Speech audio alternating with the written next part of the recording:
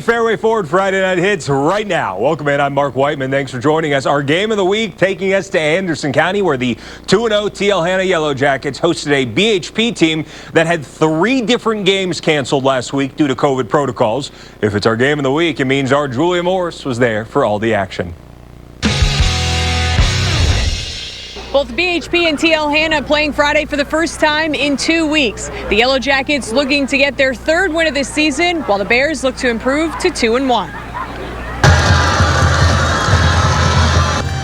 Jacket Nation, get on your feet. Here come your Yellow Jackets. In the first quarter, the Bears defense coming out strong. Hanna's Jay Dillard on the move, but he's got nowhere to go. Nice play by BHP. But the Yellow Jackets offense gets going shortly after that, and Cabril Morrison is a big reason why. He punches it in for the first touchdown of the game. Hanna's up 7-0. Then in the second quarter, Morrison gets into the end zone again for his 2nd score of the game. The Yellow Jackets increase their lead to 14. But BHP answers with a big drive of its own, and it ends with quarterback A.J. Pendleton reaching in for a touchdown. The Bears cut the Yellow Jackets' lead to 7. The Bears defense needing a stop to keep the momentum going, but Hanna's offense continues to roll. With less than 4 minutes to go, Fletcher Cothran scores, and then the Yellow Jackets defense gets a big interception to end the half. TL Hanna is up 21-7 at the break, and the Yellow Jackets continue to pad their lead in the second half. TL Hanna wins big, 43-10. I'm really proud of our effort. You know, we've got some things we got to clean up, some turnovers, and we didn't finish some drives again, but for the most part, man, the kids fought really hard, created several turnovers, and I thought we finished today. TL Hanna plays at Easley next Friday. BHP hosts Woodruff. At TL Hanna High School, I'm Julia Morris, WYFF News 4 Sports. Yellow Jackets looking good early, and yeah, it's a long way to go, but Greenville certainly looks like they will be in contention for a state title this year as well. The Red Raiders are 3-0 with some impressive victories already, hosting a 2-1 JL Man team on Friday night that have as many wins in 3 weeks as they had total in the 3 seasons prior. Serene Stadium on a rowdy Friday night. Red Raiders wasting no time turning up the heat. First drive, Pro Franklin tosses a beaut to Josh Tapp. 15 yards for the Greenville touchdown. Looked like Greenville was about to run away and hide in this game, and they were going to go up 14 points early after Pro Franklin back to pass again and connecting with Jaden Pepper. Hot stepper, surefire touchdown, but as Pepper rumbles towards the end zone, he forgets the ball. Mike Mayo getting there to force the fumble. Jasir Duncan recovers for JL Man, but the Patriots just couldn't keep pace with the high-powered Greenville attack, and the Red Raiders roll 31-2. Up in Spartanburg County, Vikings at Boiling Springs. Spartanburg head coach Mark Hodge picked up his 100th career victory last week, and the Vikings up big in the 4th quarter. It's Drek Carter into the end zone for another Spartanburg touchdown. Vikings lead 24-0 at that point. Raheem Jeter connecting with Andrew Danton. He's going to do the rest all the way down to the goal line. Stop just short of it. Spartanburg all over Boiling Springs. They punch in the touchdown a couple plays later, and they beat Boiling Springs 52-13. Vikings even their record at 2-2. To the chopper, beautiful picture over Piedmont. Straight out of the Lion King, running the Easley Green Wave. Hurricanes up 7-0 in the first. Love it when a plan comes together. Perfectly blocked for Malachi Hill. Untouched for the 36-yard Wren touchdown. Easley matriculating the ball down the field. A.J. Brown from 4 yards out as they get on the board. But Wren snapping right on back. Trey Horn, the QB keeper. Hurricanes get their first win of the season, 55-28 over Easley. Let's drop in on some scores. Dixie over West Oak, 40-16. Clinton beating Calhoun County, 51-0.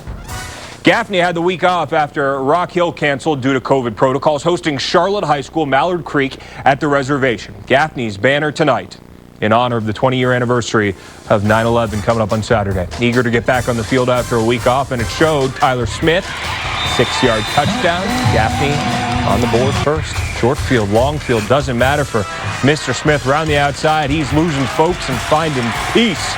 Gaffney up 14-0.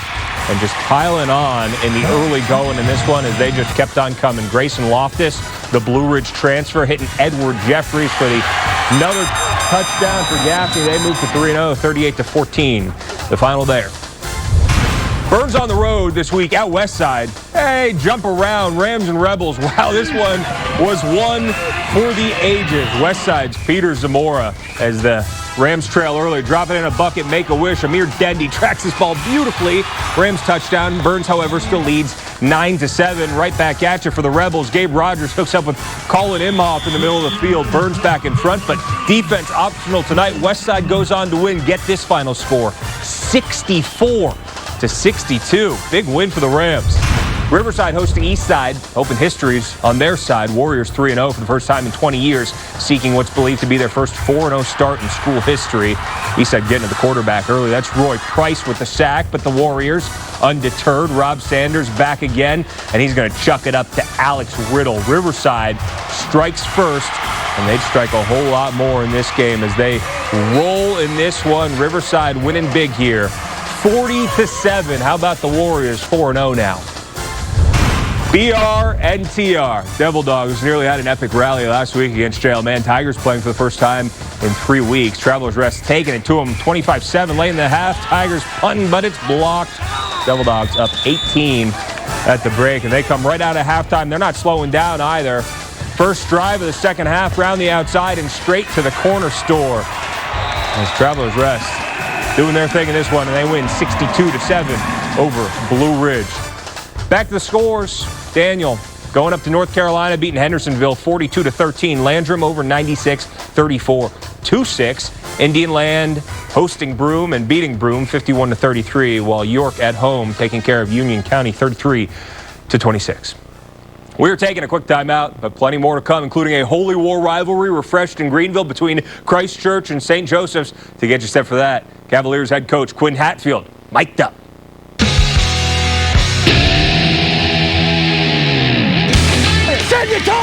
Let's go! Let's go! That's a bad spot, man. That's a bad spot. Hey, let's answer back. Let's go. Where is it being? I have no idea. I couldn't get attention. Way to fight, baby. Way to fight. They can't guard you all night long. All night long. There's no way he got 2 yards, man. He got stuck. Nothing stupid. Be smart. Play a little bit off. Play your game. Get a hand on him.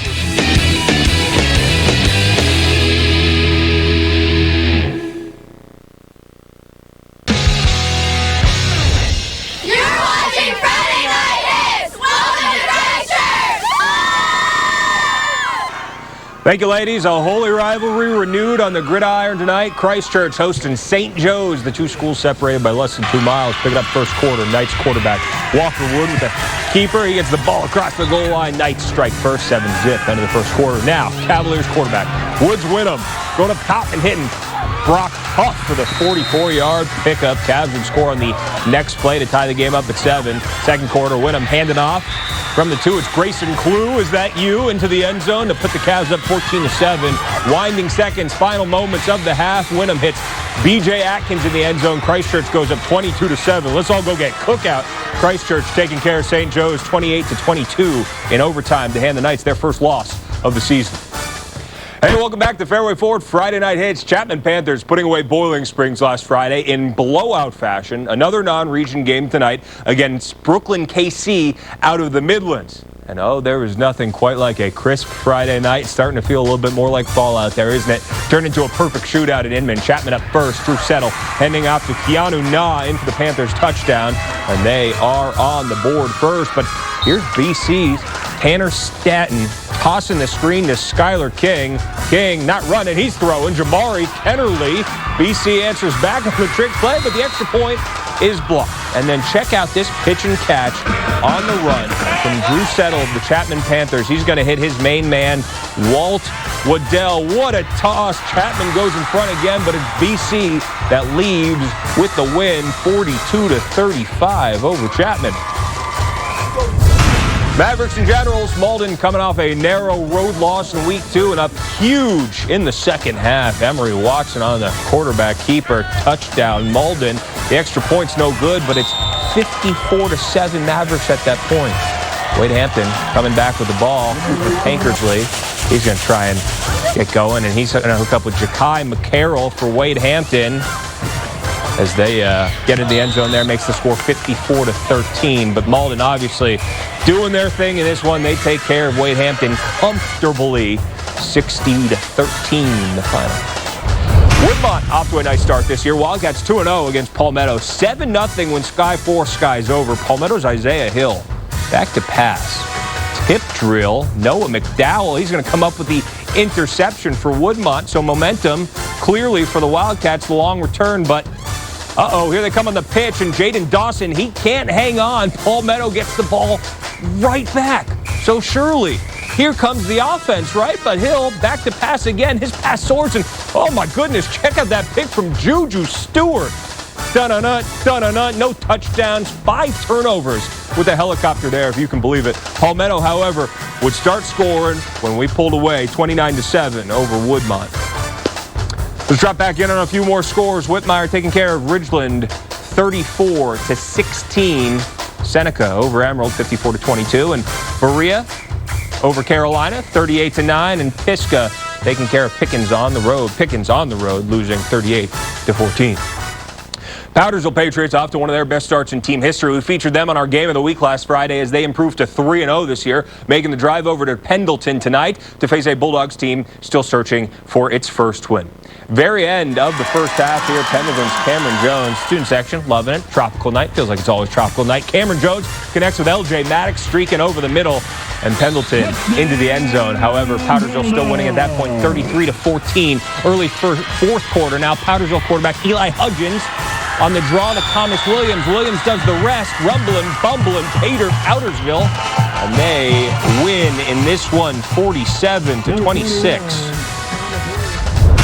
Greenwood heading down toward the border for a game against North Augusta. Backs against the goal line early, but NA's Colson Brown stuffed on 4th down. Greenwood coming up with a turnover, and look how close that was. My goodness, Eagles soaring after that. Ty Patterson, look at the flick of the wrist. Cornelius Norman, a huge play for Greenwood as they get down towards the goal line, and from there it's going to be Vermarion Morton punching it in. Greenwood winning big over North Augusta 31-7. That's it, and that's all. Week 3 of Friday Night Hits is in the books. As always, if you came in halfway, you can catch all of our highlights online, WYFF4.com. Just click the Friday Night Hits tab. For Julia and our entire hardworking crew, thanks so much for joining us. Let's do this again next week. Same time, same place. Have a great weekend.